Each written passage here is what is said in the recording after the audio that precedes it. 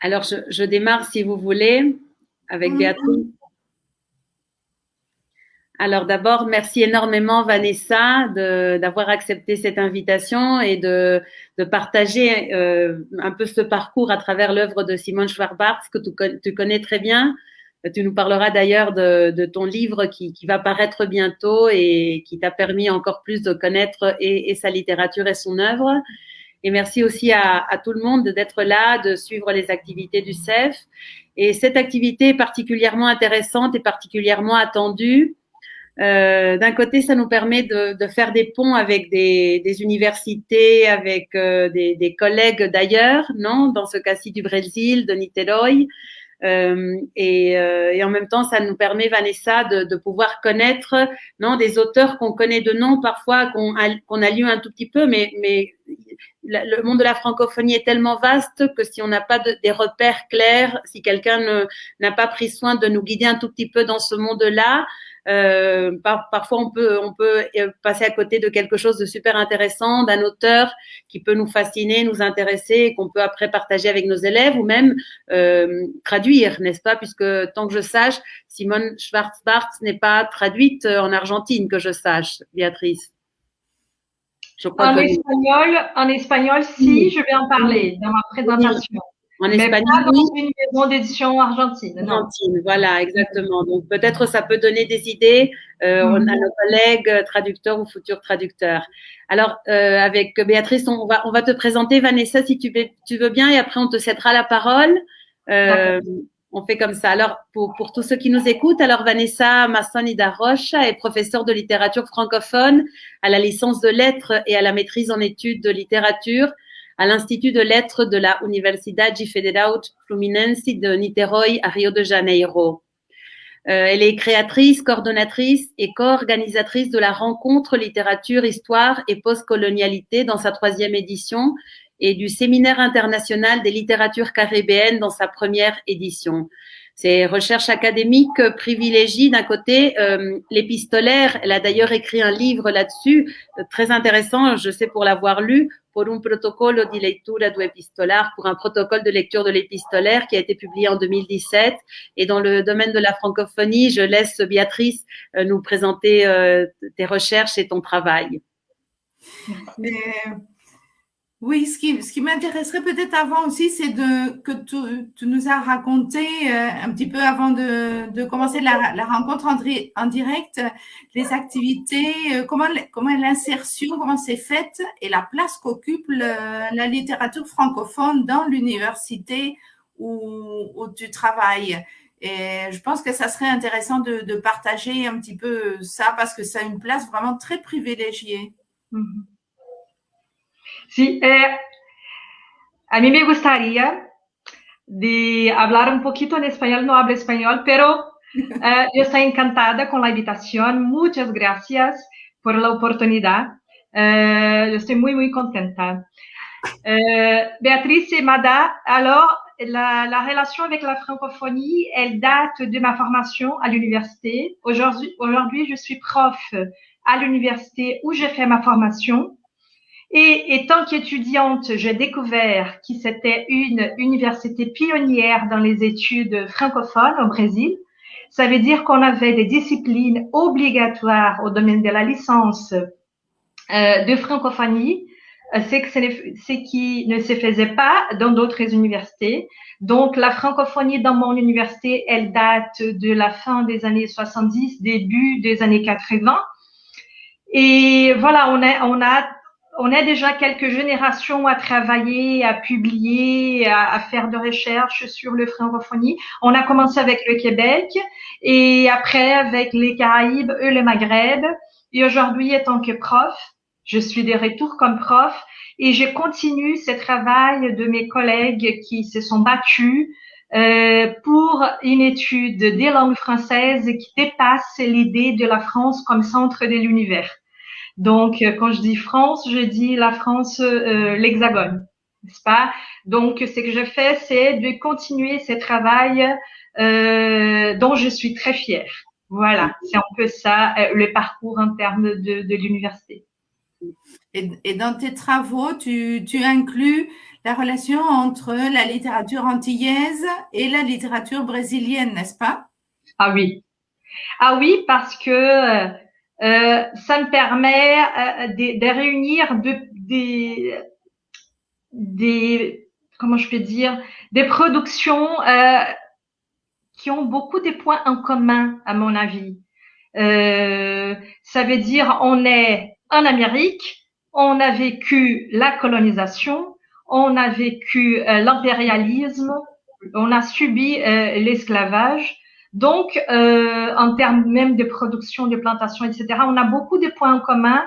Et je me suis dit que faire des interfaces entre le Brésil et la Caraïbe, c'était une manière de pouvoir même mieux connaître ma littérature dans ces dialogues. Parce que quand on lit sur l'esclavage, on dit mais dans mon pays c'était pareil. Quand on parle de femmes, des violences, quand on parle d'identité dans mon pays, c'est pareil. Donc, peut-être, grâce à la langue française et à ma recherche en français, j'ai fait un chemin pour retourner chez moi à mes questions, à me connaître davantage. Donc, c'est un espace auquel j'accorde beaucoup d'importance, pouvoir parler de moi et de l'autre dans cette intersection qui c'est les Amériques et les identités composites, comme dit Édouard Glissant. On est en contact, on est en relation et c'est bien de pouvoir prendre conscience de cette relation à partir aussi du Brésil parce que tout est un dialogue, n'est-ce pas? Bien sûr, oui. Oui. C'est d'ailleurs ce qui, tout à l'heure on parlait de Patrick Chamoiseau, c'est ce qui lui fait dire qu'il se sent plus emparenté avec d'autres littératures de l'Amérique que celle de l'Hexagone d'ailleurs, non? Tout à fait. Il y a beaucoup de points de contact des écrivains qui se fréquentaient, qui s'y lisaient. Il y a Patrick Chamoiseau qui parle de João Baldo Ribeiro. Il y a Jorge Amado qui fréquentait René Despestre et vice-versa. Ça veut dire il y a pas mal de contacts parce qu'ils ont découvert avant moi, comme lectrice, qui ces points de contact étaient très très forts. En réalité, Glissant, il parlait de la néo-américa, n'est-ce pas? Qui c'est vraiment les Caraïbes, le Brésil, qui c'est un espace qui doit mieux se connaître. Donc, je pense que privilégier dans mes recherches ces frictions possibles, c'est ce que je peux mieux faire à mon avis, étant que chercheuse brésilienne. Et c'est d'ailleurs le sujet de ton livre, n'est-ce pas, qui va paraître dans très peu de temps. Je vais le dire en français, traduction en revue, Simone Schwarzbart et les traductrices brésiliennes. Non, oui. Tu dois peut-être nous en parler un tout petit peu, mais voilà, c'est un peu au cœur de ton travail, non? Ce dialogue, ces traductions, ces regards, ces lectures. Voilà. C'est un livre qui insiste sur 3 femmes. La première femme, c'est Simone Schwarzbart, l'écrivaine de la Guadeloupe. Et les autres 2 femmes, c'est Estela dos Santos Abreu et Euridice Figueiredo, qui sont les traductrices brésiliennes de Simone Schwarzbart. Simone Schwarzbart, elle a 2 livres traduits en portugais. Et alors, qu'est-ce que j'ai fait? Je suis allée à l'écoute de ces traductrices pour qu'elles puissent me parler du travail, des difficultés, de la préparation. Et j'ai pu également écouter Simone Schwarzbart à propos de la traduction. Donc, j'ai réuni ces 3 femmes dans ce livre qui c'est un livre, disons, méta-traductoire. Ça veut dire qu'il parle de la traduction à partir de l'écoute des traductrices avec un regard féminin, pour parler de la difficulté des traductions, pour que vous puissiez avoir une idée. Estela dos Santos Abreu, elle est partie en Guadeloupe pendant les travaux de traduction. Donc, elle a été en contact avec Simone pour avoir des problèmes, pour des questions. Donc, voilà, c'est un travail d'écoute. Je pense qu'il faut savoir aussi écouter. Parce que la traduction est une manière d'écoute, de réception, mais d'écoute également, à mon avis. Donc, les livres, c'est ça. Donc, on écoute Simone, on écoute les 2 traductrices brésiliennes. Et j'ai fait une petite présentation des 2 livres qui ont été traduits en portugais. c'est Pluie vint sur tes lumières miracles et Tigeant l'horizon. Voilà, c'est un livre qui est disponible gratuitement en ligne. Je vais vous donner l'adresse, c'est prévu dans la présentation, mais vous pouvez le télécharger, mais c'est en portugais. Si vous êtes capable de lire en portugais, c'est une invitation. Merci. Merci Vanessa, et on te cède donc la parole pour ta présentation de Simone Schwarz-Barth. D'accord, donc merci beaucoup. Je suis très contente de cette invitation, de ce travail des collaborations. Bon, je vais commencer à contrôler mon temps et je vais projeter également un diaporama. Voilà, c'est parti mon temps.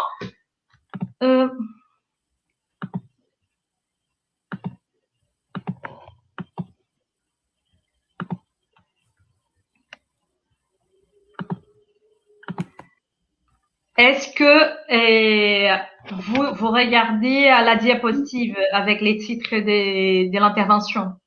Oui, oui, impeccable. Oui, d'accord. Parce que je ne vous vois plus. En ce moment, je ne vois que la toile ici, l'écran devant moi. Donc, merci pour des collègues, pour des étudiants qui accompagnent cette intervention. C'est une intervention qui a pour but de se balader un peu dans les imaginaires littéraires de Simone Schwarz-Barth. Je suis Vanessa Masson da Rocha, je travaille à l'Université fédérale Fluminense à Niterói, au domaine de la licence en lettres portugais-français et également au domaine de la maîtrise en études littéraires. Bon, Simone Schwarz-Barth est une écrivaine guadeloupéenne, mais née en France. Elle est née en France, son père était militaire, sa mère institutrice. Elle est née en France pendant le travail militaire de son père. Et petite, elle est allée à la Guadeloupe où elle a vécu pendant très très longtemps avant de partir étudier. Elle a étudié en France, elle a également vécu dans quelques pays en Afrique. C'est une femme, disons, du monde. Et cette femme, elle a commencé à écrire des livres grâce à son mari, on va en parler. Et c'est une femme qui produit des ouvrages considérés des chefs-d'œuvre et des ouvrages incontournables de la littérature caribéenne et mondiale. Voilà, Simone, elle est née en 1938. C'est une pionnière de lettres de la Caraïbe. Simone, elle est très reconnue comme, disons, cette femme importante à côté de Marie Scondé, les deux femmes les plus importantes de la littérature de l'archipel de la Guadeloupe. Mais Simone, elle a commencé à écrire même avant Marie Scondé.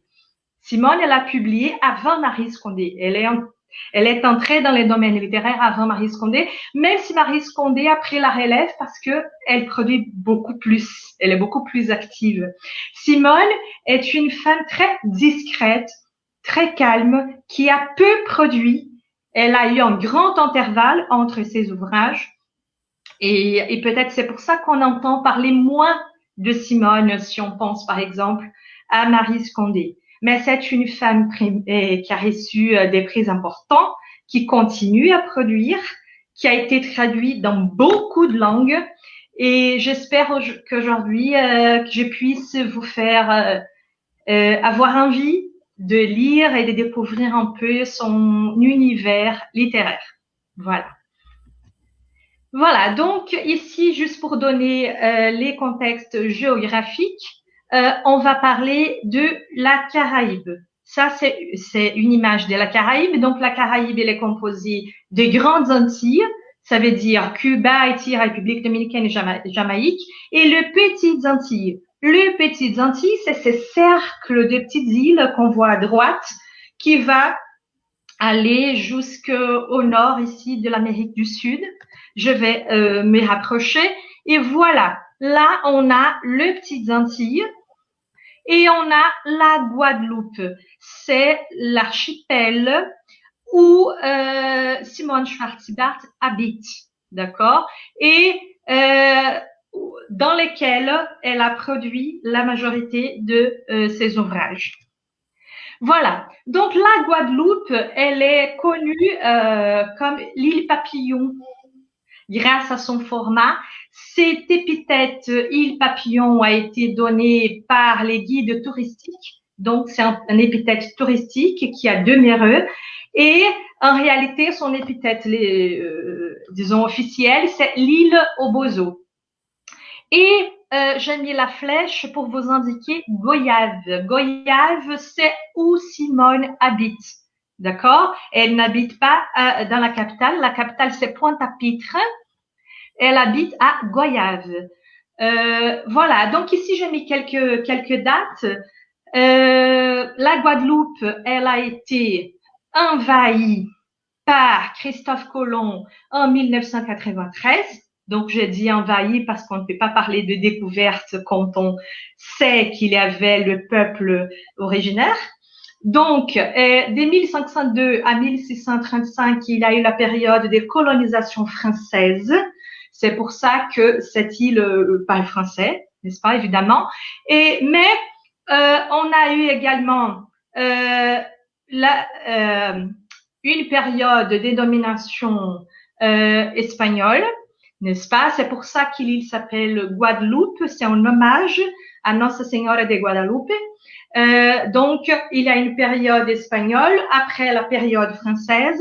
Et en bas, on a 2 périodes d'invasion anglaise. Donc, c'est un archipel qui a été disputé, comme pas mal d'autres à la Caraïbe, dans ces mondes des navigations et d'impérialisme. Donc, il y a eu au moins 3 langues qui ont circulé dans cet espace, et bien entendu, les langues créoles également. Bon, maintenant, j'arrive au parcours littéraire de Simone Schwarz-Barth. C'est une femme écrivaine qui se consacre à la prose. Elle n'a jamais écrit des poésies. Elle a écrit des romans, une pièce de théâtre, un essai, une nouvelle et un récit. Elle n'a pas écrit des poésies, vraiment recueil des poésies, mais on reconnaît la poésie dès son écriture. Et quand on lit Simone, c'est très oral, c'est très chanté, donc c'est très lyrique également, mais elle n'a pas produit de vers, de recueil de vers, n'est-ce pas? Donc, des romans. Vous pouvez observer qu'elle a écrit Un plat des porcs aux bananes vertes, Pluie vint sur tes lumières miracles, Tijan, et après, il y a eu, voilà, un grand espace de silence. Ces grands espaces de silence, il va montrer ces caractères irréguliers d'écriture de Simone Schwarz-Barth. Ce n'est pas une femme qui vit de littérature. Cette femme, elle a entretenu pendant très très longtemps un magasin.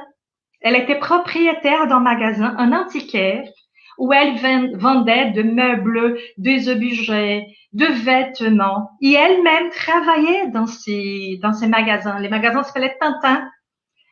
Et voilà, donc c'est une femme qui n'est pas vraiment, disons, de cet univers littéraire, disons, des cérémonies, des fêtes, etc. Elle est beaucoup plus réservée.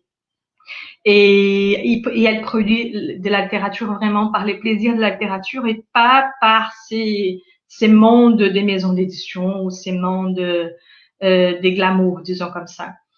Voilà, donc je vais parler des romans plus tard. Donc, comme pièce de théâtre, elle a écrit Tombeau capitaine en 1987.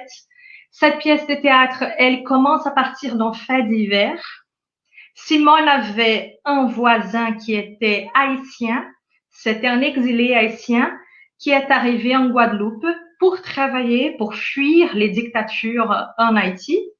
Et alors, cet homme qui était analphabète, il recevait des cassettes de sa femme, comme de lettres cassettes, des cassettes enregistrées de sa femme. Et cet homme, il a frappé à la porte de Simone Schwarz-Barth pour demander à Simone si elle avait, voilà, un appareil capable de reproduire les cassettes.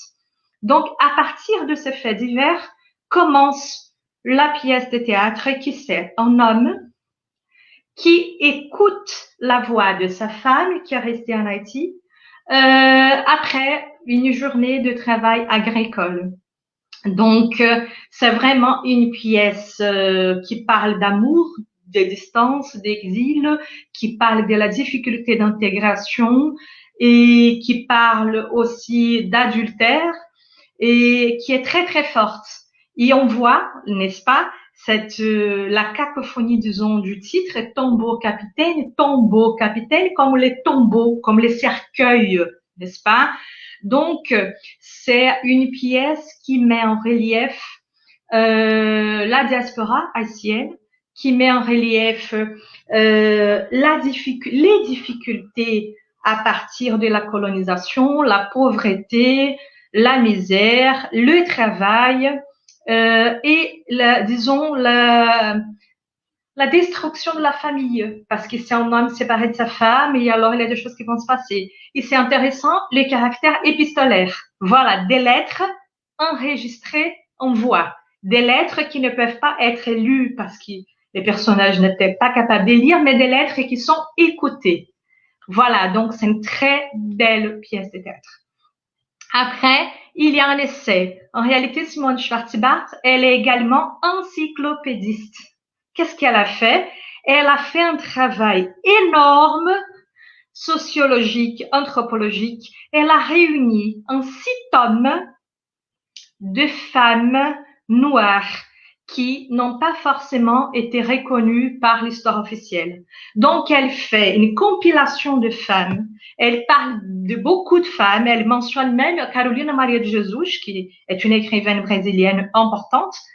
Et elle a fait ces 6 tomes d'encyclopédie qui étaient épuisés et qui, en ces moments, sont réédités par la maison d'édition Caraïbes Éditions. Donc, aujourd'hui, on peut trouver les 2 premiers tomes des Hommages à la femme noire en vente. D'accord?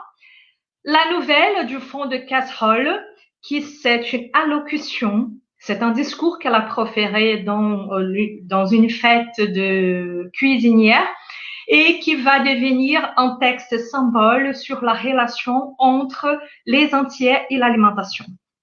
Et les récits, nous n'avons pas vu passer les jours, c'est les textes les plus récents qui va parler de sa relation avec son mari.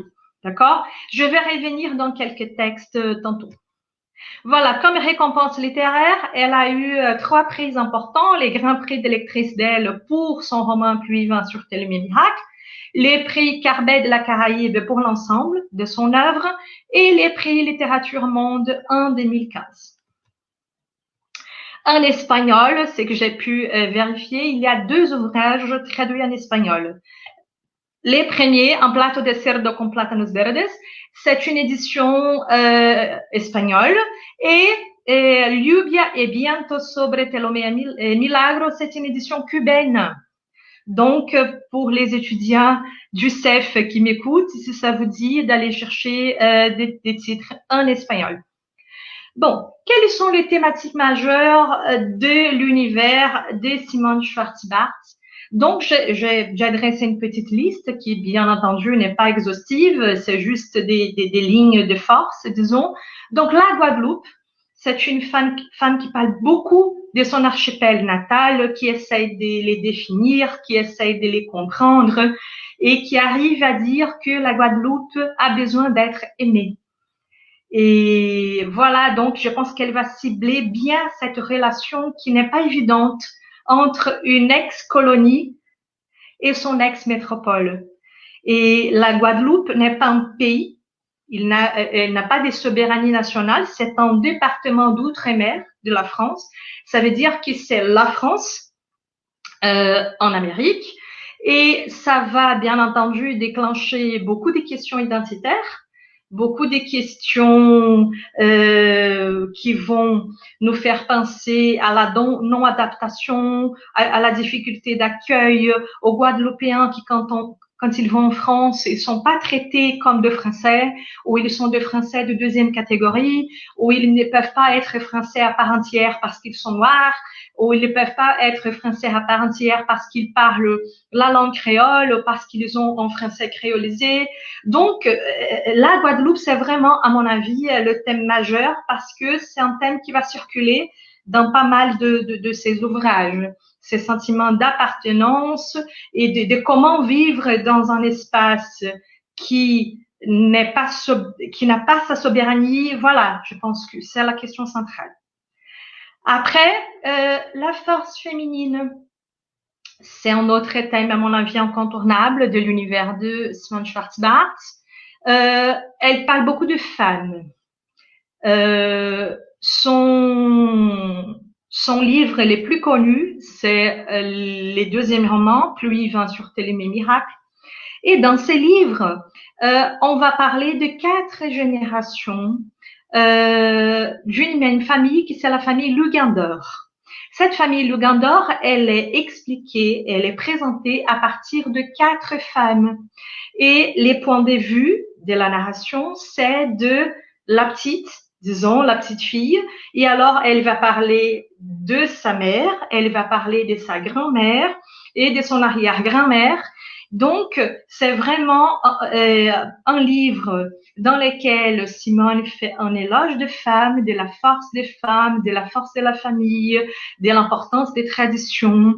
Et on dit dans l'univers de la Caraïbe que les femmes sont des potomitans. Je ne sais pas si vous avez déjà entendu parler de ces concepts, disons. Potomitans. Donc, poteaux, c'est les poteaux, c'est les bois, disons, qui va soutenir les toits de la maison.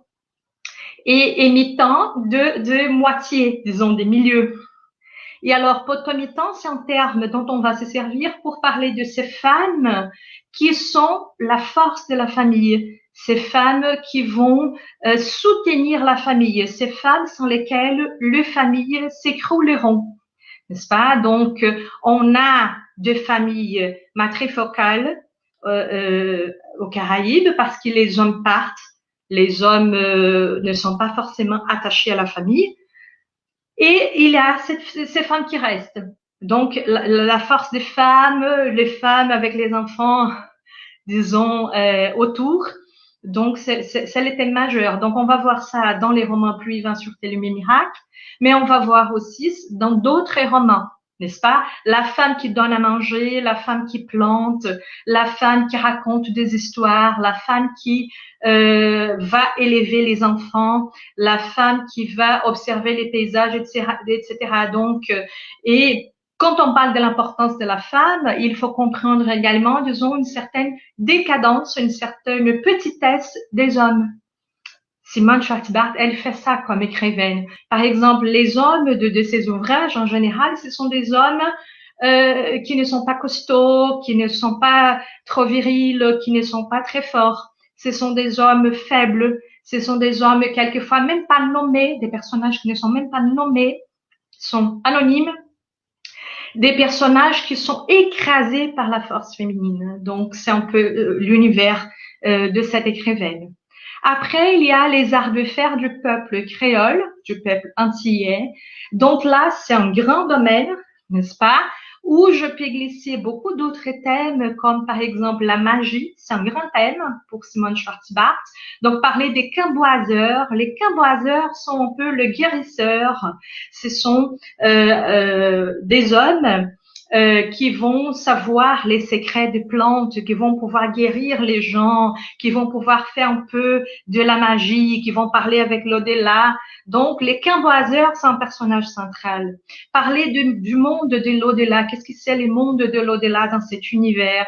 C'est comprendre que les morts ne sont jamais 100% morts. C'est comprendre la présence des morts à partir de sensations, à partir même de la capacité de regarder un mort, de sentir sa présence.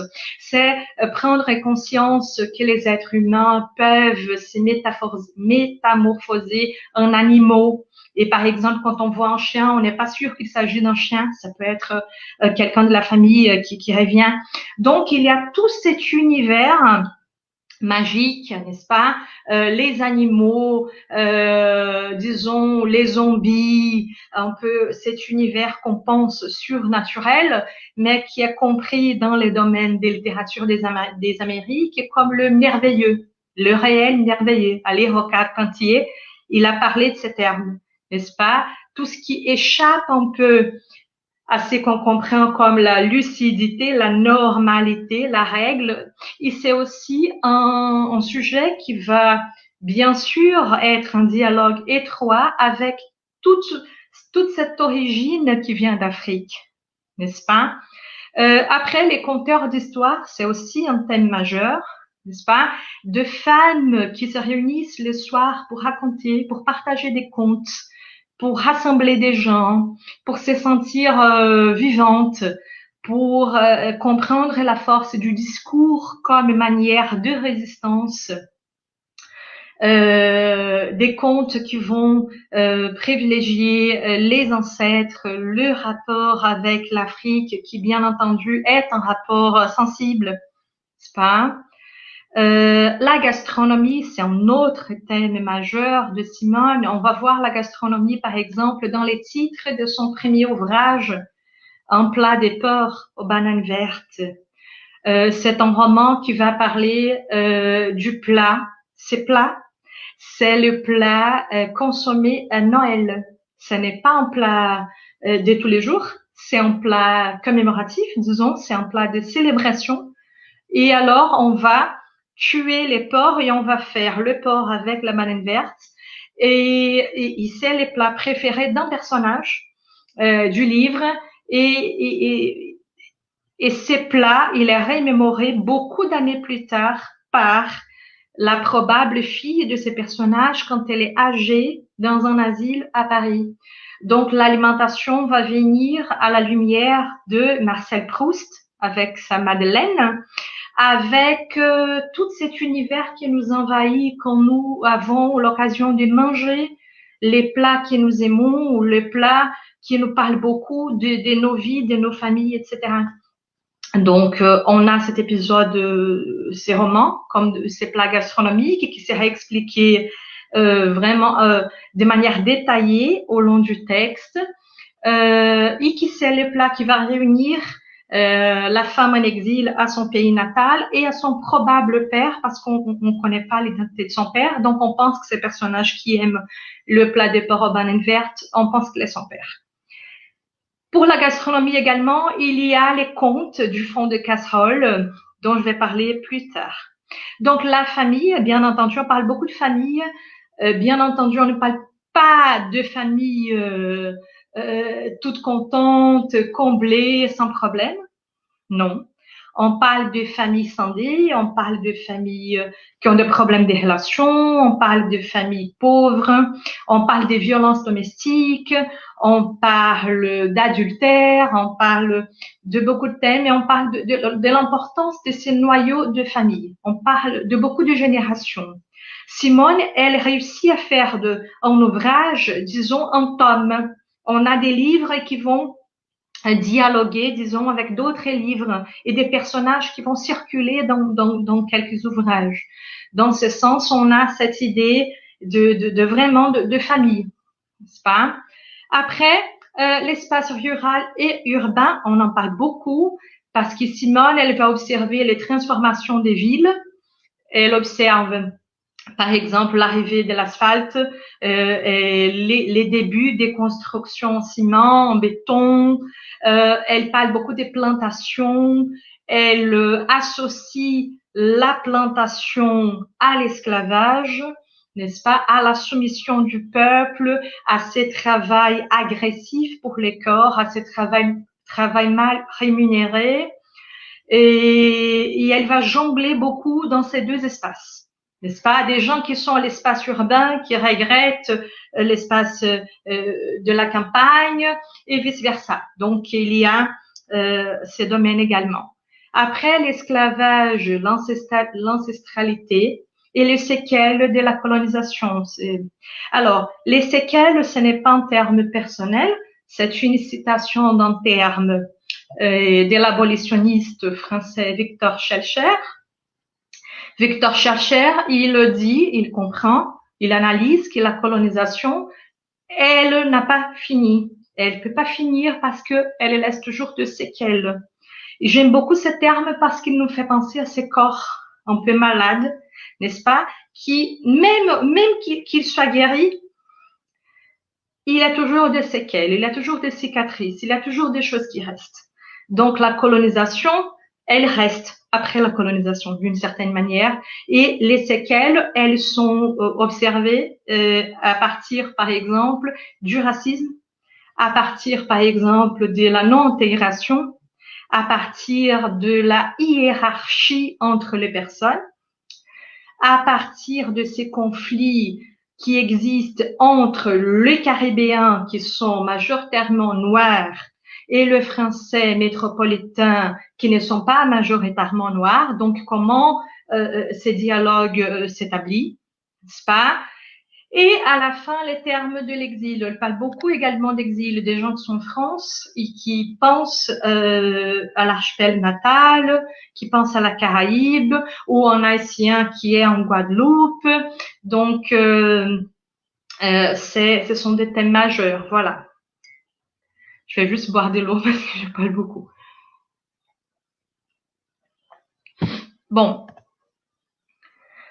Maintenant, j'aimerais passer la parole à Simone, bien entendu, parce que c'est intéressant de parler d'elle, mais c'est plus intéressant, à mon avis, de pouvoir la lire, parce que c'est ce qu'elle fait de mieux.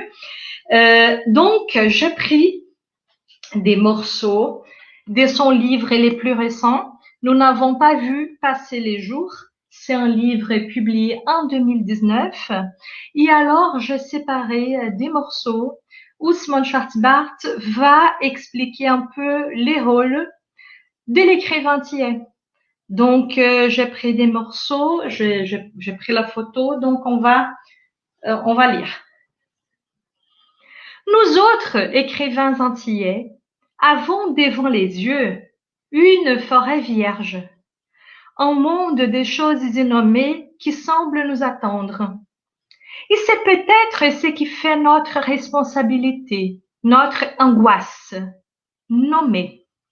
C'est bien sûr débrouiller le présent, mais c'est surtout tracer une voie pour l'avenir. Nous sommes nés dès la société des plantations et nous avons appris à parler dans une langue qui reflète à la fois la structure de la société esclavagiste et le rapport quotidien de l'homme à la nature qui l'entoure. Cette langue ne comporte guère des concepts abstraits. Lâché dans la nature comme une bête nue, l'homme antillais a appris à épeler chacun de ses sentiments dans l'alphabet de son environnement. Chez nous, une femme n'est pas belle comme l'aurore. Elle est belle comme une salade verte. Si l'on se réveille troublé, inquiet, on ne dira pas que l'on se sent les cœurs pleins d'angoisse, mais que l'on se sent fracassé comme un tas de bégonias étalés sous la pluie. Si un homme et une femme entrent dans un bois, ce n'est pas pour se livrer au plaisir de l'amour, mais tout simplement pour emprunter leur couche aux mangoustes. On pourrait continuer la liste à l'infini. Le paysage antillais est notre alphabet. Il se glisse dans tous les coins les plus subtils de notre langage. Il ne s'agit pas d'un décor. Chacun des termes qui les définit les renvoie à des situations concrètes, à deux événements bien précis de notre existence, de telle sorte qu'on pourrait lire toute l'histoire de la société des plantations en quelques mots arrachés par l'homme noir au paysage qui l'entoure. Un homme épris de liberté n'est pas un cœur fier. C'est un crabe qu'on n'attrape pas facilement, un crabe qui vous laisse ses pinces entre les doigts. Le soleil n'est pas simplement l'astre du jour, c'est un feu, des branches sèches, un bouquin comme nous disons, c'est une flamme qui roussit la viande. L'herbe elle-même n'a rien d'une contemplation. Elle nourrit le bête et les hommes. Elle est tendre ou cruelle. Elle coupe le bras et les jambes de travailleurs, ou elle protège les esclaves dans leur fuite. Mais le paysage ne reflète pas seulement la société des plantations avec ses travaux et ses joies, ses actes d'héroïsme. C'est également les lieux où se réfugient les croyances héritées de notre mère Afrique. Chez nous, les herbes sont les cheveux des morts. Chez nous, les troncs des fromagers est habité par des sorciers. Chez nous, on plante un arbre sur le cordon ombilical du nouveau-né. Et cet arbre devient son frère jumeau. Bárbara, eu estou trabalhando, amor. Chez nous, la nature est animée par des dieux auxquels nous ne savons plus donner des noms. Et nous retrouvons parfois leur empreinte gigantesque au travers, et ça continue. J'ai interrompu parce que c'est un morceau énorme, donc je demande mes excuses. Il y a la petite chatte qui se promène, qui est venue écouter également Simone, qui est ravie, qui connaît Simone depuis longtemps. Et alors, j'ai tenu à vous montrer ces longs passages parce que, à mon avis, il met en évidence qui est Simone comme écrivaine. Elle n'écrit pas des poésies, mais c'est un texte très poétique. C'est un texte qui nous embrasse. C'est un texte qui dit, je peux même dire qu'il nous ensorcelle, n'est-ce pas? Parce qu'il s'avance, c'est poétique, c'est lyrique, et ça va et ça explique beaucoup. Donc, le rapport avec les paysages. Les rapports avec les paysages, c'est très important parce que c'est une marque distinctive de la littérature française. Simone Schwarz-Bart, elle a étudié en France, elle a des diplômes universitaires en France, mais elle ne peut pas écrire à la manière d'un écrivain européen parce qu'elle n'est pas européenne. Elle ne peut pas écrire à la manière d'un blanc parce qu'elle n'est pas blanche. Donc, qu'est-ce qu'elle fait? Ce qu'elle fait, je pense que c'est évident dans ses morceaux. Elle fait un texte qui c'est une déclaration d'amour. C'est une déclaration d'amour à cet espace de la Caraïbe. C'est la reconnaissance de la Caraïbe comme son espace patrie, comme un espace affectueux, comme un espace auquel elle s'identifie, un espace qu'elle va protéger, un espace qu'elle va propager. Donc, c'est une porte-parole de la Caraïbe. C'est une porte-parole de cet espace qui est reconnu par son paysage quand elle dit que l'alphabet est le paysage. Ça, j'ai la chair de poule. Je pense que c'est vraiment formidable ce qu'elle fait. Et la manière dont elle organise son texte, quand elle dit chez nous, chez nous, chez nous, chez nous, qu'est-ce qu'elle fait? Elle propose une distinction. Chez nous, parce que c'est pas chez la France. C'est ici. Donc, c'est un texte qui a un caractère d'un acte de naissance, qui a un caractère de reconnaissance et qui a cette idée de proposer un itinéraire, de proposer cette identité. Donc, on voit qu'elle se balade, elle se promène à partir tout l'univers. Elle va citer des fruits, elle va citer des animaux, elle va citer des sorciers. Donc, elle parle de beaucoup de thèmes que j'ai déjà mentionnés comme des thèmes majeurs de son univers. Donc, je vous conseille fortement ces livres. C'est vraiment un chef-d'œuvre. C'est le livre le plus récent. Nous n'avons pas vu passer les jours. Qui va parcourir, disons, sa littérature et qui va expliquer ses rapports avec cet espace.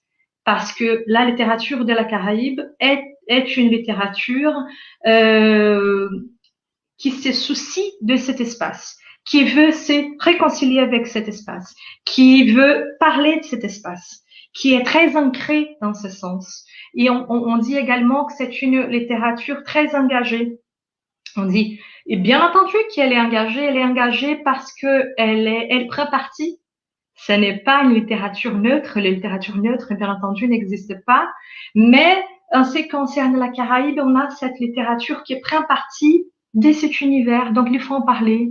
Il faut promouvoir cet espace auprès du public universel. Donc, ce sont des morceaux qui, j'ai vraiment l'émotion. Ça me touche énormément parce que c'est simple. C'est beau, c'est clair, c'est poétique. Et voilà, ce sont les morceaux que j'ai choisis pour commencer à vous faire pénétrer dans cet univers qui m'accompagne depuis quelques années. Je mène une recherche sur Simone depuis 6-7 ans. Et ça me fait plaisir de pouvoir partager ces trésors parce qu'à mon avis, c'est vraiment un trésor. Bon, en termes de traces stylistiques de l'univers schwarzbartien, qu'est-ce que je pourrais dire? Donc, j'ai dressé également une liste. Les points de suspension. Les points de suspension, c'est une caractéristique pas tout simplement des Simone, c'est une caractéristique de l'oralité, bien entendu, une idée des circularités de pensée, une idée qui est aussi rattachée à l'idée de conteur d'histoire, ça veut dire on interrompt et on reprend les jours suivants. Il y a cette idée que les choses ne terminent pas, que les choses sont, disons, on peut suspendre les choses, mais on ne peut pas les terminer. Donc, les points de suspension, c'est la marque majeure parce qu'on a beaucoup de phrases avec les points de suspension. Et bien entendu, la fin des textes. Le texte ne termine pas avec un point final. À la fin, la dernière marque typographique, ce sont les points de suspension. L'oralité, bien entendu, les dialogues, donc ce sont des textes où il y a la première personne, où le personnage s'impose, et il y a beaucoup d'échanges, beaucoup d'échanges, beaucoup de dialogues également. La présence de maximes, de proverbes, de phrases lapidaires, beaucoup. La mention à des contes, bien sûr des contes antillais, pas des personnages, on va parler des zombies, on va parler de la diablesse, que c'est une femme qui a le patte comme la patte d'un cheval, etc. Donc on va parcourir ce patrimoine des contes et de l'oralité qui vient de l'héritage africain et qui a pu s'émêler sur place à la Caraïbe avec d'autres éléments, n'est-ce pas, dans la formation identitaire guadeloupéenne. La présence du créole guadeloupéen. Donc, on dit que Simone écrit de manière créolisée. Qu'est-ce que ça veut dire? Elle parle français, elle parle le créole guadeloupéen, et elle va introduire dans son texte de termes en créole guadeloupéen, des proverbes, etc., en italique. Pas forcément avec des traductions, pas forcément avec des explications, mais c'est une manière vraiment de posséder cette écriture. L'écriture de la Caraïbe n'est pas une écriture française à la Caraïbe, c'est une écriture caribéenne. Qu'est-ce que ça veut dire? Ça veut dire qu'on ne peut pas écrire à la manière de, parce qu'on serait aliéné, on ne saurait pas regarder ce qui se passe chez nous. Et alors, qu'est-ce qu'elle fait? Elle va jongler, elle va imbriquer ces deux langues qui sont le créole et le français. n'est-ce pas? Et elle parle beaucoup, elle fait beaucoup de mentions à la faune, à la flore et au paysage, comme vous avez pu observer dans les morceaux que je vous ai montrés.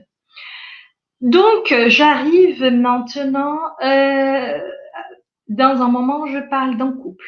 Parler de Simone, c'est également parler d'un couple. Et pourquoi parler d'un couple?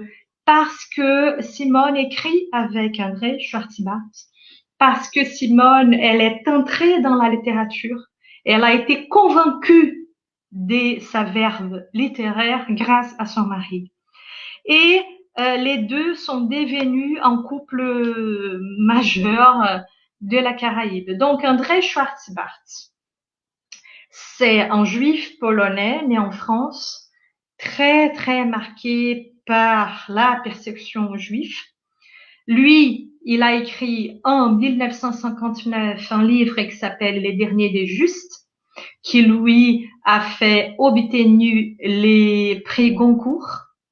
Donc, Simone et André, ils font connaissance à Paris. Simone étudiait à l'époque, elle avait 18 ans. André, 10 ans plus âgé que Simone, il venait de laisser les manuscrits de son premier roman à la maison d'édition Seuil. Et ils ont fait connaissance à la rue. Simone raconte ça dans son dernier livre. Et cette rencontre va vraiment changer complètement la vie de la femme. Donc, par exemple, les noms de famille Schwartzibart, Simone, elle ne s'appelle pas Schwartzibart. Son nom de famille est Simone Brumin. Schwartzibart, c'est un nom des plumes qui a été suggéré à André par la maison d'édition Seuil quand il a écrit, parce qu'ils sont nom de famille, j'ai mis ici, je vais très certainement mal prononcer parce que je parle pas le polonais, mais Schwarze. Et voilà, donc ça, c'est les noms de famille d'André. Et la maison d'édition Seuil lui a dit que c'était trop polonais pour se faire éditer en France, etc. Et alors, il prend ce nom des plumes Schwartzibart. Et Simone, à son tour, va faire le même. Donc, Simone va changer son nom de jeune fille, Simone Brumin, contre Simone Schwartzibart. Et j'aimerais vous faire écouter un peu Simone parce que je pense que c'est important pour entrer dans cet univers. La voix calme, un peu tremblante. Et alors, j'ai pris une petite vidéo qui va durer 1 minute où on va entrer en contact avec cette femme. D'accord?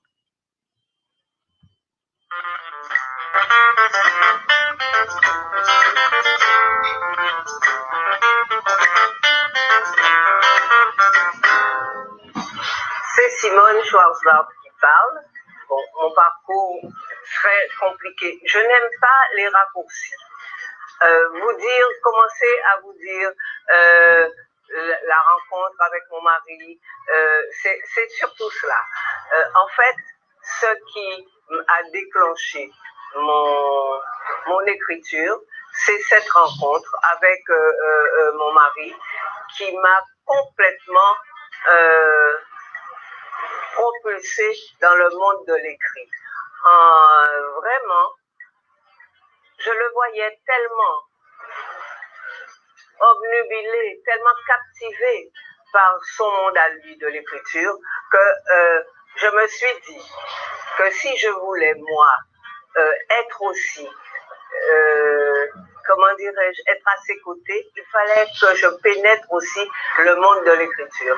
Et le monde de l'écriture, ça ne peut être que le monde, votre monde à vous, que vous transportez avec vous, en vous. Et donc, voilà comment je me suis mise à écrire. J'ai commencé par des nouvelles, des petites nouvelles courtes. Je me demandais toujours, mais ce pays, qu'a-t-il de particulier à offrir? Quoi écrire? Est-ce que cela mérite écriture? Et puis, finalement, un jour, André m'a mis une petite nouvelle de Tchekhov. Je conseille à tous les jeunes qui veulent commencer, de commencer par un écrivain, de commencer par un écrivain qu'ils aiment.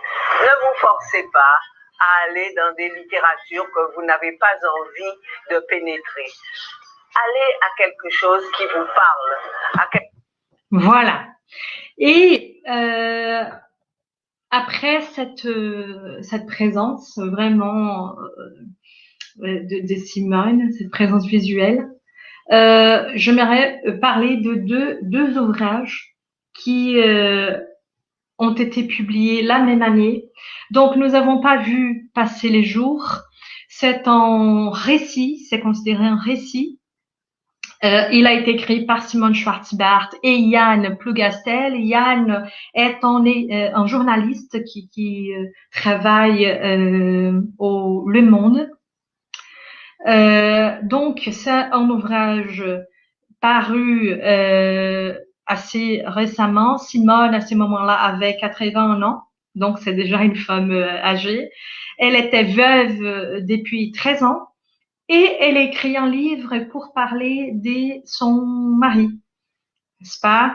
C'est une femme qui a été très traversée par la présence de cet homme et très traversée par la disparition de cet homme. André Schwartzibart, il est mort en 2006. Et c'est les décès d'André qui a fait Simone arrêter d'écrire. Simone, elle a eu une période de deuil littéraire qui a duré 26 ans. Simone, elle n'a pas écrit pendant 26 ans.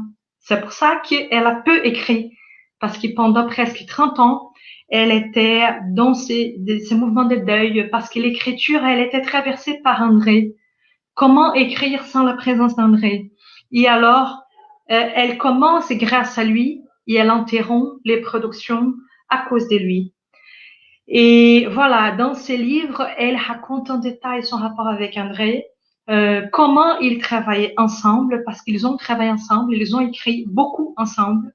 Et c'est les romans d'où j'ai pris les morceaux quand elle parle de l'écrivain entier. Donc, c'est pas tout simplement un roman sur André, c'est un roman sur les Antilles, sur la Caraïbe, sur l'écriture, et que je vous conseille vivement. C'est vraiment un chef-d'œuvre. Et en 2019, il y a une coïncidence, disons, parce que Ernest Pépin, qui c'est un autre écrivain guadeloupéen, donc un écrivain qui fréquente Simone, voilà, de ces groupes d'écrivains majeurs de la Guadeloupe. Ernest Pépin, il a sorti un livre dans lequel le personnage principal est en couple. Quel couple? Simone et André Schwartzbart. Donc, c'est un livre qui va raconter de manière fictionnelle les rapports de ces couples et ça commence avec un conteur d'histoire qui commence à raconter l'histoire d'amour et qui arrive au couple. Et j'aimerais vous lire une lettre parce que je trouvais fantastique ce que Pépin a fait. Simone et André, ils occupent une place tellement surprenante dans l'univers qu'ils sont un couple mythique. Ils sont un couple personnage. Ils sont, voilà, on a un roman où ils sont personnages et qui a été publié la même année où Simone elle-même décide de parler de ces couples. Donc, c'est vraiment une convergence étonnante. Donc, ce que j'aimerais lire, c'est une lettre que Pépin invente dans son livre, qui c'était une lettre de Simone pour André, beaucoup d'années après la mort d'André. Donc, il y a « Mon cher André, tu es parti depuis longtemps, si cela veut signifier quelque chose. J'ai toujours ressenti ta présence à mes côtés, toujours depuis la sortie de l'Égypte, si tu préfères. Je t'ai accompagné comme tu l'as fait toi-même. Nous sommes pareils à ces plantes qui se mêlent pour tresser leurs lianes dans un paquet d'amour. Et ce n'est pas fini, car rien n'est jamais fini. Nous avons encore bien des livres à écrire ensemble. Tu seras à côté de moi, en face de moi, ou en moi tout simplement. Nous reprendrons notre saga de la mulâtresse solitude, et déjà se profile l'ancêtre en solitude, Adieu Bogota et bien d'autres. Nos deux noms habitent les couvertures. C'est pourquoi nous recevons des prix littéraires ensemble.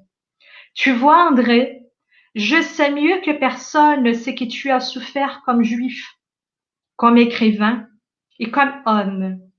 J'ai porté avec toi ces douleurs qui nous ont permis de nous dépasser et de nous sublimer.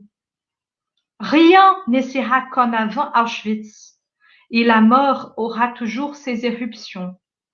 Mais nous avons l'art pour nous défendre et nous voulons faire d'ici bas une louange infinie. Je garde toujours vide la chaise du prophète Élie, au cas où il te prendrait l'envie de revenir. Ceux qui sont morts ne sont pas morts, a écrit le poète Bernard Dadier. Je te le répète. Tant qu'il me restera un souffle de vie, je répéterai ces vers. Un jour peut-être la terre disparaîtra.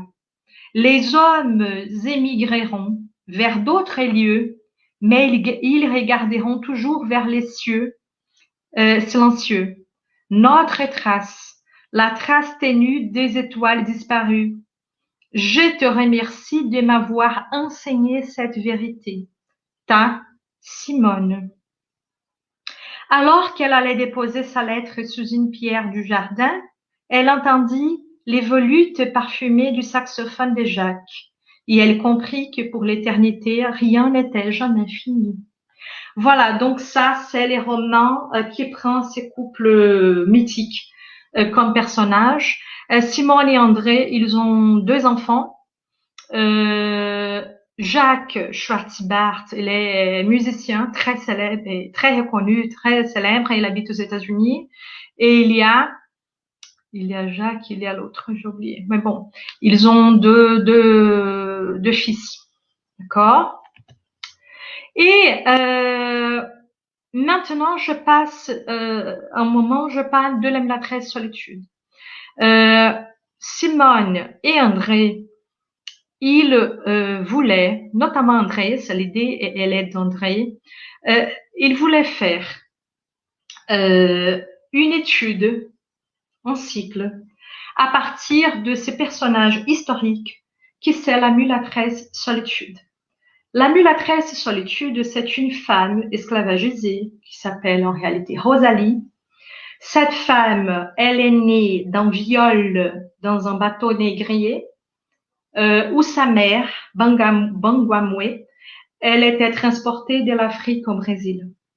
Donc, cette femme Rosalie, cette fille, ce bébé, née d'un viol, née dans un bateau négrier, devient une esclavagisée en Guadeloupe. Cette femme, elle a eu un bébé aussi, une fille. Cette femme, elle a participé de révolutions et des rébellions contre la réimplantation de l'esclavage, parce qu'en Guadeloupe, on a eu l'abolition de l'esclavage et après, on a essayé de revenir en arrière, de rétablir. Napoléon Bonaparte a voulu rétablir en 1802 l'esclavage. Et cette femme Rosalie, qu'à ce moment-là avait adopté l'épithète de solitude, cette femme est devenue leader de la révolution contre la réimplantation de l'esclavage. Cette femme, ces 2 images, c'est la même statue. C'est une statue de 1999 faite par Jackie Poulier qui se trouve aux Abîmes en Guadeloupe. Donc, cette femme, elle a fortement inspiré ces couples et ces couples a décidé de faire un cycle entier qui recouvrerait une période plus large que la période de vie de cette femme. Et à partir de ces cycles, il y avait l'envie de côtoyer 2 drames majeurs. Les drames de la Shoah, qui est une thématique très sensible pour André, juif, et la thématique de l'esclavage. Donc, les cycles entiers, il voulait, à partir de l'histoire de la mulatresse solitude, parcourir 2 drames qui ne peuvent pas être oubliés dans la contemporanéité. Voilà, donc il a eu l'idée d'un cycle. Ils ont forgé un cycle. Ces cycles s'organisaient à partir de quelques ouvrages. Ce cycle a commencé en 1967. C'est un livre qui s'appelle un livre prélude du cycle. Un plat de porc aux bananes vertes, c'est les premiers ouvrages que Simone et André ont écrits ensemble. Et c'est la première publication de Simone. Elle débute dans le monde littéraire en 1967. Ce livre, il a été un peu mal reçu. Pourquoi? Parce qu'on dit que c'est un livre cartésien, que c'est difficile à lire, qui n'est pas accessible. Donc, il a eu un accueil très mitigé.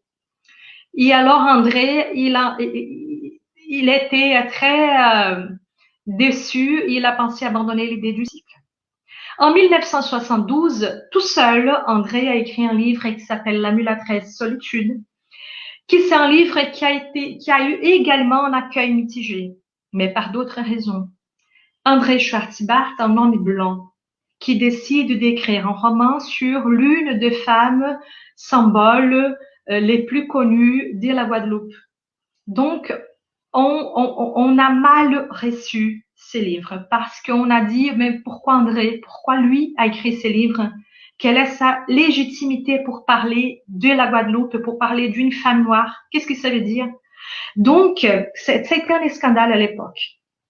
Et c'est à cause de ces débuts turbulents du cycle qu'ils ont arrêté d'écrire. Donc, André, il est tombé malade, il est entré dans un ostracisme, il écrivait, mais il ne publiait pas.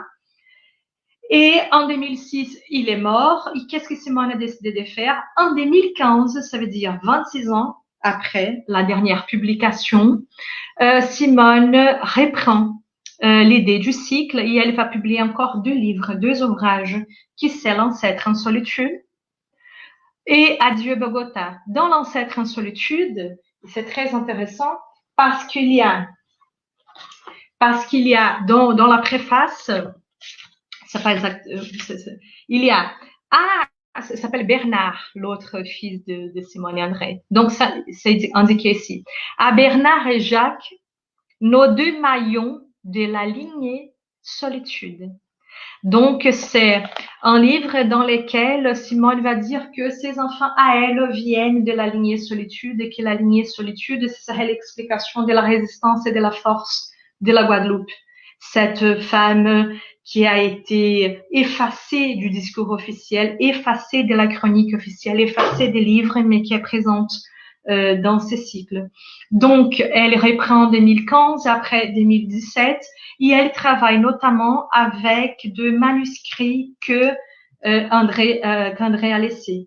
Voilà, donc c'est ça les cycles qui c'était un projet ambitieux, mais qui finalement n'a pas trop abouti parce que les publics n'ont pas très bien accueilli les projets. Je vais avancer parce que je vois le temps. Je passe au livre qui est mon préféré, Pluie, vent, sûreté, lumière, miracle. Si vous me posez la question, Vanessa, par où je dois pénétrer dans l'univers de Simone Schwartz-Bart, et je vous dis sans doute, commencez par Pluie, vent, sûreté, lumière, miracle. C'est son 2e livre. C'est le premier qu'elle a écrit seule, parce que le premier c'était avec André. C'est un roman incontournable qui intègre toutes les compilations, tous les livres qui expliquent la littérature caribéenne. D'accord? C'est un roman, comme je vous ai déjà dit, qui va parcourir 4 générations de la même famille, la famille Lugander. Et c'est intéressant parce que j'ai un exemplaire dédicacé par Simone, où elle nous donne déjà une piste de lecture. Elle dit « Mon héroïne qui représente mon pays et les femmes qui sont en oubli d'elles-mêmes et qui luttent pour avoir un peu de soleil, elles aussi. » Donc là, on a déjà cette piste de lecture, un livre qui parle d'une quête du soleil, qui sera un thème important pour Simone parce qu'elle a un autre roman où elle va parler de la disparition du soleil. Et j'aimerais lire comment ces romans commencent. Ce sont les phrases les plus reproduites de la littérature de Simone Schwartz-Bart et peut-être de la littérature des Caraïbes. On entend, on écoute ça dans beaucoup de livres parce que c'est devenu vraiment un classique, n'est-ce pas? Donc, je lis. Le pays dépend bien souvent du cœur de l'homme. Il est minuscule si le cœur est petit et immense si le cœur est grand. Je n'ai jamais souffert de l'exiguïté de mon pays, sans pour autant prétendre que j'ai un grand cœur. Si on m'en donnait le pouvoir, c'est ici même en Guadeloupe que je choisirais de renaître, souffrir et mourir. Pourtant, il n'y a guère, mes ancêtres furent esclaves en cette île à volcans, à cyclones et moustiques, et mauvaise mentalité. Mais je ne suis pas venue sur terre pour soupaiser toute la tristesse du monde.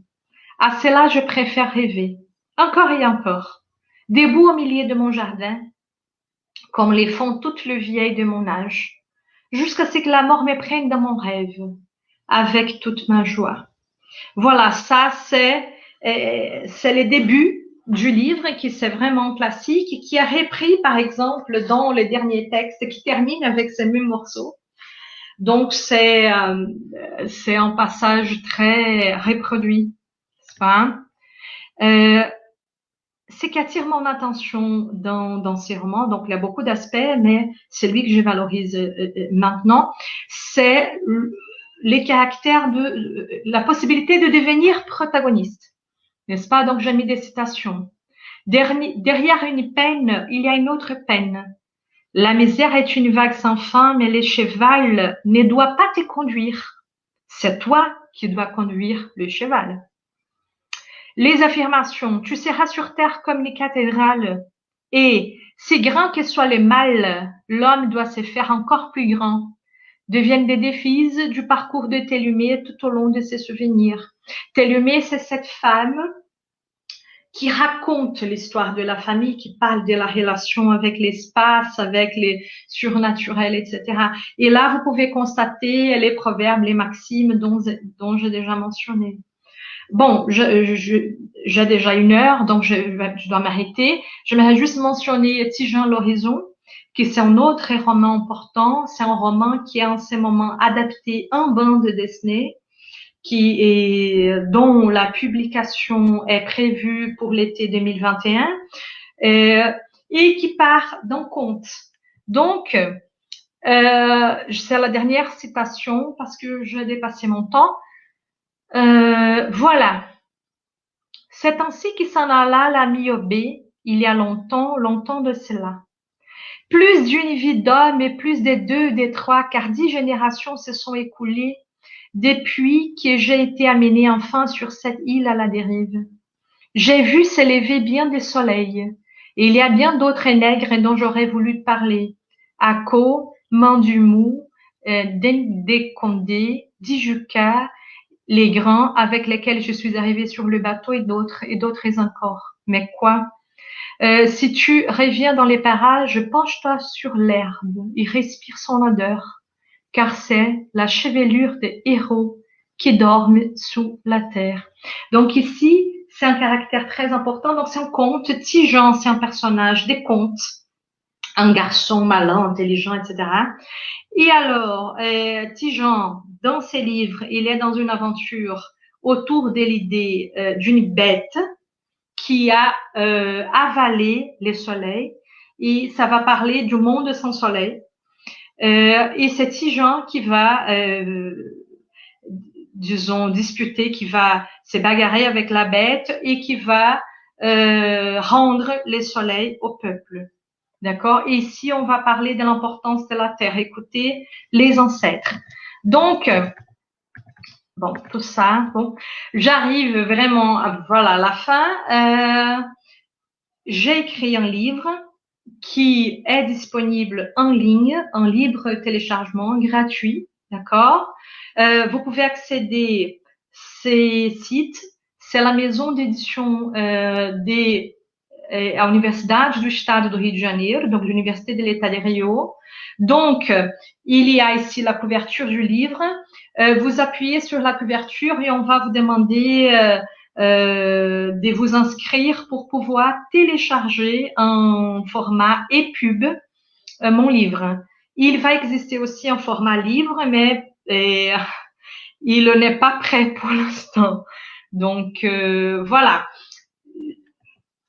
Ici, c'est mon courriel, si vous voulez me faire signe, si ça vous dit de parler avec moi, j'ai des livres un peu, j'ai de livres en PDF, j'ai des choses, j'ai des articles, j'ai pas mal produit sur Simone, j'ai beaucoup d'articles sur Simone, donc, si ça vous dit, je peux vous faire parvenir des choses ou échanger avec des gens qui s'y intéressent, qui veulent commencer des études, etc., ou continuer des études. Et voilà, donc j'ai interrompu parce que j'ai ici mon portable avec les temps et j'essaie de respecter les temps parce que j'organise 2 événements et je sais comment c'est horrible quand les gens ne respectent pas trop les temps. Donc, je demande mes excuses parce que je sais que j'ai commencé à courir à un moment donné. Mais quand même, j'espère avoir pu partager un peu de cet univers, qui c'est un univers qui me berce depuis des années. une écrivaine que j'aime beaucoup et qui j'espère qui mérite d'être lue davantage en Amérique. Et voilà. Donc, merci Béatrice Couteau, merci à Madalena Arnaud. Donc, je sais pas s'il y a un moment d'échange, mais en tout cas, merci à toi, Vanessa. C'était super intéressant et tu aurais pu continuer. Je crois qu'on écoutait toutes avec beaucoup d'attention tout ce que tu nous disais. Pour moi, ça a été extrêmement enrichissant et donc on va peut-être céder la parole au public si jamais il y a des questions, des commentaires. Il y a beaucoup de remerciements. Merci, bravo Vanessa, etc. Donc voilà. Donc, oui, je crois que tu as formidablement, parce qu'au-delà des connaissances, tu as formidablement donné, transmis l'esprit qui règne dans l'œuvre de Simone Schwarzbart et bon l'amour de la vie, parce que dans ses œuvres on voit la tension entre la fatalité des drames de l'esclavage, mais cet amour pour cette poussée à partir de la résistance et toujours vers la vie, non? Et l'autre jour, elle a participé. Tu parlais de son âge, tu as cité son année de naissance. Et il y a 2 semaines, pas moins de 2 semaines, elle était au festival Étonnant Voyageur. Elle a participé à plusieurs événements et à un moment donné, elle dit oui, mais je me dépêche d'écrire. Donc il y a eu ce laps de temps, ces années sans écriture, mais bon, maintenant elle reprend et c'était vraiment une merveille de l'entendre dire ça. Il faut que je me dépêche d'écrire, j'ai encore beaucoup de choses à dire. Oui. 26 ans, 26 ans, c'est pas rien. Oui. C'est étonnant qu'elle ait pu reprendre. C'est vraiment une histoire d'amour. Oui. Parce que son histoire personnelle, elle est très fictionnelle également, n'est-ce pas? La rencontre, j'ai pas mentionné, mais ils étaient en couple mixte. Et donc, c'était très difficile d'avoir un couple mixte. Oui. Et, n'est-ce pas? Donc, elle a été traitée de traître. Donc, comment aimer son archipel natal et être mariée à un homme blanc? Donc, elle a vécu pas mal de difficultés à cause de cet amour. Donc, c'est une femme très marquée par cet amour. Donc, les débuts de l'écriture, l'arrêt de l'écriture, après reprendre l'écriture. Et je suis très contente si elle est inspirée de continuer parce que je suis fascinée par ce qu'elle fait. Et je pense que c'est important.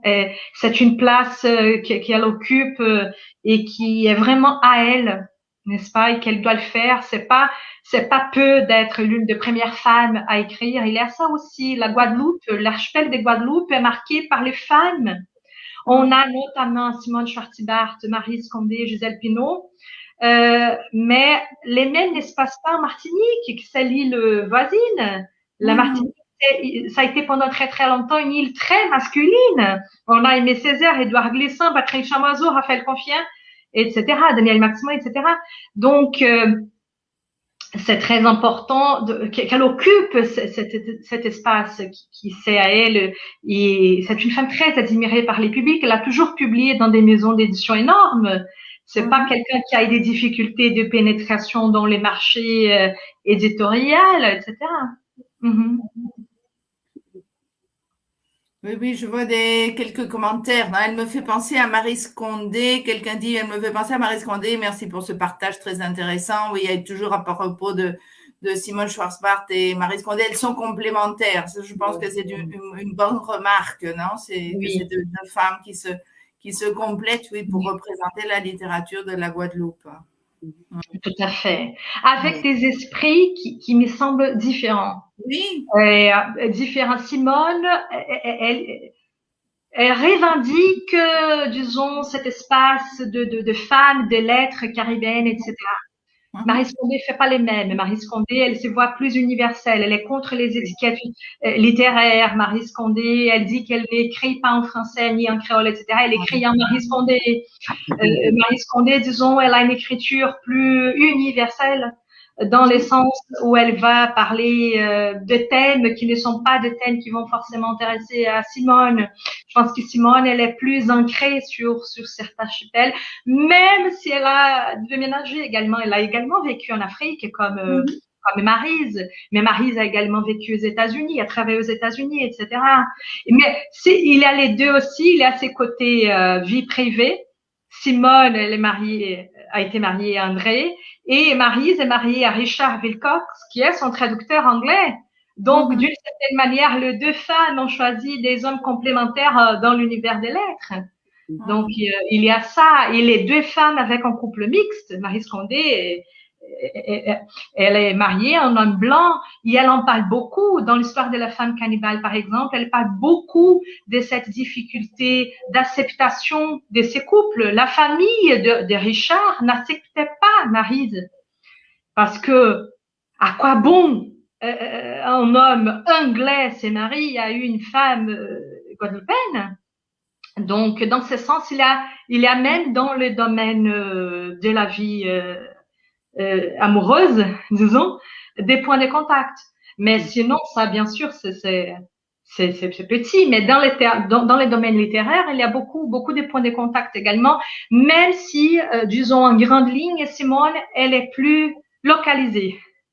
Même si, bien sûr, la littérature, elle n'est pas forcément localisée, mais elle centre son regard vers des questions qui sont des questions caribéennes, beaucoup plus que Maryse, je pense. Oui. Un autre commentaire qui mérite d'être lu. Vanessa, tu nous as apporté le soleil dans ton exposé. Alors, je dois vous dire, Maria Bernadette Porto a été ma directrice de recherche et c'est elle qui fait la 4e de couverture de mon livre. Et disons que c'est une professeure, qui maintient vivant ce soleil de la francophonie dans mon université. Donc, je suis ravie de sa présence parce que j'ai mes voix dans un chemin de continuité de ce qu'elle fait. Donc, Bernadette, elle est importante pour la francophonie au Brésil et pour moi personnellement et affectivement, elle le sait. Et donc, merci, parce que je sais que tu as beaucoup de choses à faire. Donc, merci d'avoir pensé à moi, d'être là. Vanessa, je me posais la question, as-tu eu l'occasion de lire cette encyclopédie de femmes, des femmes caribéennes? Non, c'est épuisé. Ce sont 6 tomes. C'était épuisé depuis très, très longtemps. Et maintenant, donc, ça sort 2021. Donc, je viens de commander. J'ai commandé. Ça va venir, mais c'est vrai que je connais pas. J'ai pas vu. Mais je m'intéresse beaucoup parce que c'est un travail atroce. Vous vous rendez compte de répertorier en 6 tomes des femmes. Donc, c'est un travail, bien sûr, que Maryse Condé a également mené, mais dans une proportion beaucoup plus petite. Quand Maryse Condé a publié Paroles de femmes, c'était aussi une idée de mentionner quelques écrivaines, quelques thématiques, etc. Mais Simone, elle a plongé de manière atroce dans ces projets. Vous vous rendez compte comment faire ce travail encyclopédique? Il s'était épuisé, ça revient maintenant. Donc, des 6 tomes, 2 tomes existent, vraiment réédités. Et j'imagine que les autres vont venir dans un projet, voilà, de la maison d'édition Caraïbes Édition. Donc, je connais pas, j'ai même pas feuilleté, mais ça c'est un avion, j'imagine. C'est un avion, ça arrive. Oui, ça arrive. Non, peut-être ces années de silence aussi s'expliquent par d'autres travaux qui ne se rattachent pas peut-être à la littérature pure ou peut-être. Oui, mais c'est pas. On dit en portugais, je sais pas si on dit s'il y a une expression similaire en espagnol, mais on dit se faire piquer par les moustiques pour la mouche bleue, disons, du amour, etc. On dit ça en portugais. Et moi, j'ose dire que Simone, elle n'a pas été piquée par la mouche bleue dans un sens. C'est pas une femme trop coquette, c'est pas une femme de photos, c'est pas une femme de dédicaces, c'est pas une femme de ces mondes que la littérature peut être également. C'est une femme réservée. Elle est très réservée. C'est pas quelqu'un pour que vous puissiez avoir une idée. Elle n'a même pas des courriels. Quand j'écris à Simone, je dois écrire à Bernard. Donc, je passe par 4 personnes pour arriver à Simone. Voilà, c'est un peu sa démarche. C'est quelqu'un de réservé. Et donc, je suis contente quand elle circule dans des cycles de séminaires, etc. Parce que je me dis, ah bon, elle fait des efforts. Parce que je sais que son caractère, c'est pas d'être dans ces espaces. Elle préfère être chez elle. Et je ne sais pas si elle a écrit. C'est qu'elle a déjà dit non, elle n'a pas écrit. Elle avait sa boutique. Elle était commerçante. Elle avait sa boutique, elle recevait des gens, elle écoutait des gens, elle écoutait des problèmes privés des clients, elle donnait des conseils, disons, elle s'amusait, c'était un peu son cabinet psychologique aussi, cette boutique qu'elle a entretenue pendant des décennies. Récemment, elle a vendu la boutique et donc voilà, mais une femme octogénaire, je sais plus. Oui. Si elle va faire des choses, mais je sais qu'elle n'a pas du matériel sur lequel s'est penchée. Elle a le matériel d'André, ça oui. André, il a encore laissé des choses. Mais elle, Simone, non. Je pense que les défis pour elle, après la disparition d'André, c'est comment découvrir un plaisir d'écriture seule et comment écrire après les deuils. Parce que je me rappelle d'avoir vu des entretiens et les gens qui lui posaient la question, mais Simone, ça ne te semble pas étrange de signer un livre avec les prénoms de ton mari qui est mort? Les gens lui posaient cette question, mais il est mort. Et elle dit, non, il n'est pas mort. Donc, il y a un peu ces fantasmes même de cet homme. Et tout ce qu'elle a fait après sa disparition, c'est très centré sur lui également. Donc, les derniers récits qui racontent comment ils se sont connus, etc. Donc, je sais pas si elle a envie de faire d'autres choses, si elle a envie, s'il existe une Simone sans André, je ne sais pas. Je ne sais pas, mais elle me donne l'impression que non, qu'elle ne veut pas. Et je trouve que c'est une fiction dans la fiction parce que c'est impressionnant un couple qui occupe cette place, qui puisse attirer l'attention d'Ernest Pépin pour qu'il écrive un roman. Donc, c'est vraiment fascinant. Je pense que c'est une femme très fascinante dans ce sens. Vanessa, comme comme notre public est timide, je te pose une autre question. Pardon, Béatrice. Je me demandais quelle a été sa réception au Brésil, n'est-ce pas? Est-ce qu'elle est lue? Est-ce qu'elle est lue dans les universités? Est-ce qu'elle est lue par un public peut-être de gens qui aiment lire, ou est-ce que ou d'écrivains, ou est-ce qu'elle a eu quand même un certain succès?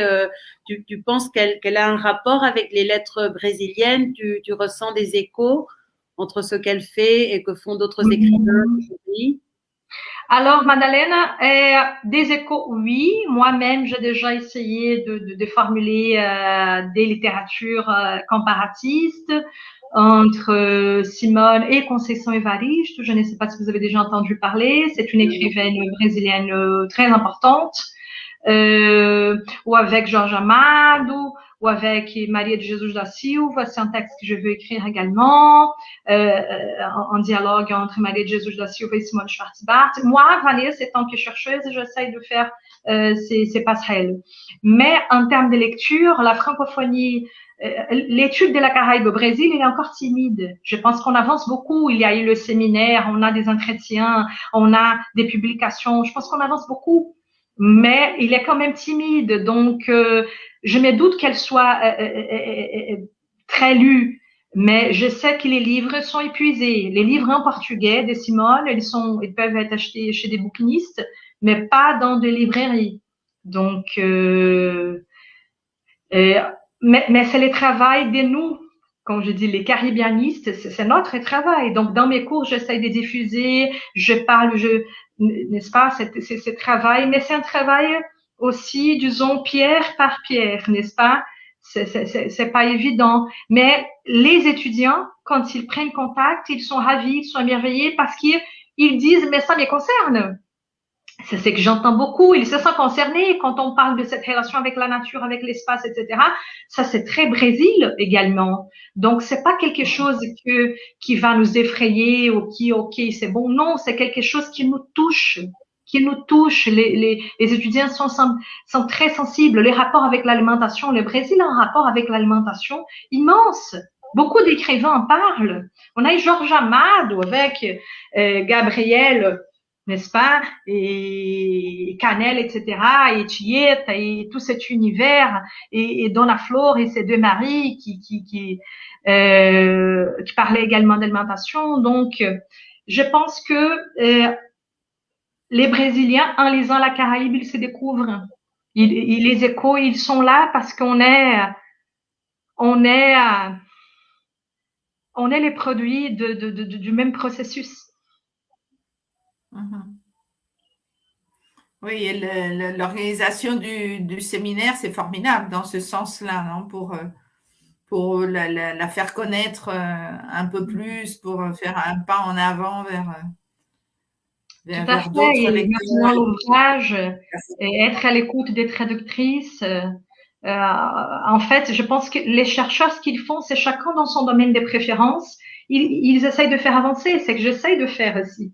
Depuis 6 ans, j'ai un travail grand de diffusion de cette littérature dans beaucoup d'espaces, beaucoup de partenariats, beaucoup de collaborations, des publications, et maintenant un livre est gratuit. Ça, c'est important aussi. On n'écrit pas des livres, des critiques littéraires pour avoir de l'argent. C'est bien au contraire. Là, dans la grande majorité des cas, c'est nous qui payons. C'était pas ces cas-là, mais nous payons.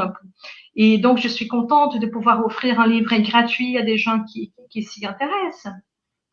Donc, c'est un peu complexe, madame, mais je pense qu'on avance. Donc, ça, c'est une opportunité. Des gens qui n'ont jamais entendu parler et qui vont essayer de chercher des livres. Mm-hmm.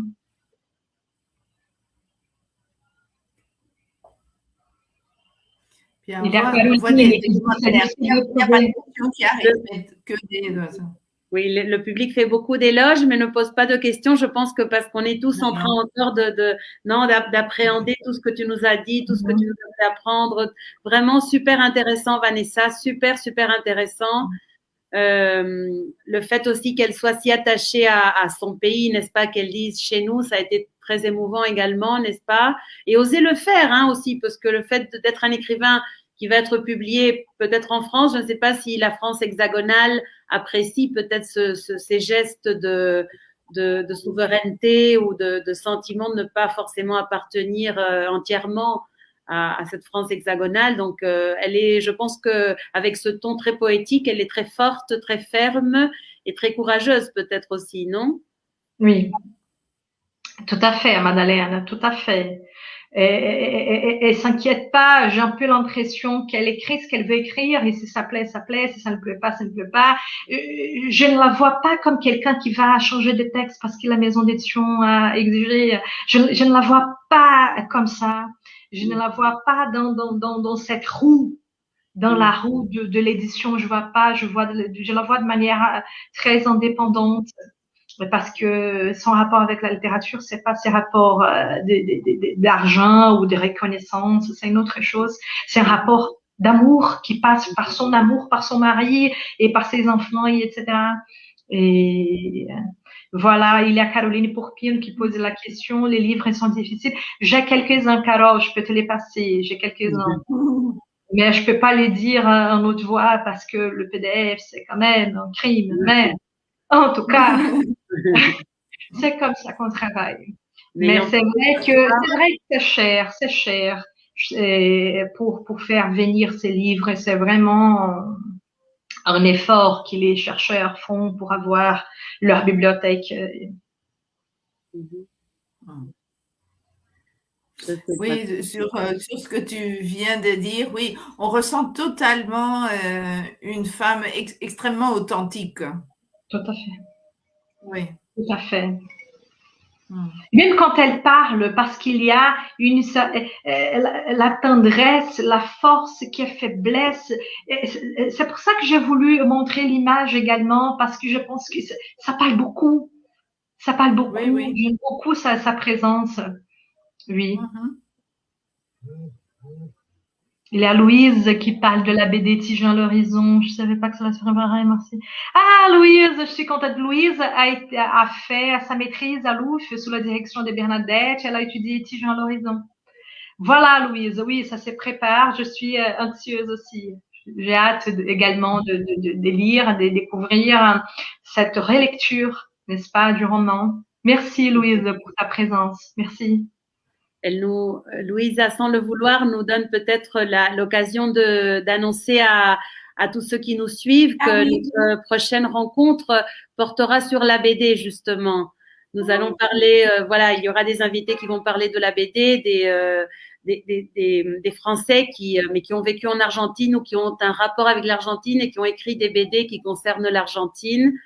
Et puis voilà, si tout va bien également, un Français qui a organisé des festivals de BD à Buenos Aires, très important. Donc, notre prochaine édition, Vanessa, au mois de juillet, portera sur la BD. Donc, c'est déjà annoncé. Après, on donnera les détails, mais voilà. Alors, merci encore, Vanessa. Et puis voilà, on t'invite, viens en Argentine, à Buenos Aires surtout. On espère que la prochaine fois, ce sera en vivo y en directo. Sí, claro, con mucho gusto, Mada. Sí. On a fait connaissance à Cordoba. Oui, donc on a l'Argentine, elle nous a rapprochés, donc c'est super. Tout à fait. Donc, quand la pandémie termine, si un jour elle va terminer, donc on est plongé dedans, c'est difficile, même moi j'ai du mal à imaginer la vie après. Et cette histoire d'après, il y a un après, je sais pas s'il y a un après, mais en tout cas, bien entendu, on a déjà parlé j'ai déjà collaboré avec Nurevi, qui est Madala sur les correspondances, donc c'est bien, on continue, c'est évident qu'on va continuer, donc ça fait rêver aussi l'opportunité de voyager, nous qui sommes isolés, confinés, et tristes et isolés, etc. Donc, j'aimerais encore dire merci. Donc, c'est la première fois que j'ai eu l'occasion de parler de Simone pendant beaucoup de temps, parce qu'en général, dans les séminaires, c'est 20 minutes, 15 minutes, 25 minutes, on est un peu essoufflé, n'est-ce pas? C'est toujours contre les temps. Donc, bien entendu, beaucoup de choses, j'ai pas pu donner attention à beaucoup de choses, mais en tout cas, je suis contente. Je pense que ça a été une bonne occasion pour moi et pour revisiter des textes, etc. Et pour les gens aussi, pour pouvoir prendre contact. Donc, merci beaucoup à vous. Merci Béatrice, merci Madeleine. Bonne continuation pour le projet du Centro de Estudios Francófonos. Je sais que c'est un travail très important que vous faites, des collaborations et des diffusions des littératures en langue française, mais qui dépassent les frontières géographiques de la France métropolitaine. Et je pense que ça, c'est fondamental, c'est très important. Donc, merci. Un très, très grand merci, Vanessa. Et alors, merci à tous ceux qui étaient présents de l'autre côté de l'écran. Et bon, alors rendez-vous autour de la BD au mois de juillet. Voilà, vous aurez bientôt de nos nouvelles. D'accord. Donc, merci. Bonne soirée à vous tous. Merci pour votre présence, pour les collègues étudiants qui sont ici. Merci.